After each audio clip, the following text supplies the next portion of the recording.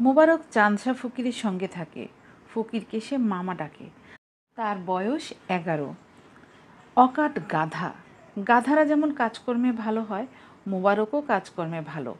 রান্না বান্না, কলসি করে টিউবওয়েলের পানি আনা, হাট বাজার করা, কাপড় ধোয়া, রোগীর যত্ন সব সে একাই করে, হাসি মুখে করে। চাঁদশা ফকির মোবারককে বেতন দেয় না, সেই সামর্থ্য তার নেই।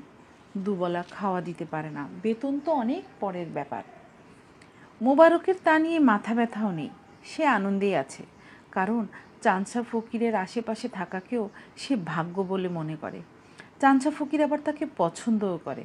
মন টন খুব উদাস হলে মোবারককে ডেকে বলে, ও মোবারক, তোর কোনো চিন্তা নাই, মন দিয়া কাজকর্ম কর। আমার মৃত্যুর আগে তোর একটা ফকিরি বিদ্যা দিয়া যাব। সব দিতে পারবো না, বড় কঠিন বিদ্যা, তবে একটা পাবি। একটা বিদ্যাই যথেষ্ট, সারা জীবন এই বিদ্যা বেচ্চা খাবি, সুখে থাকবি।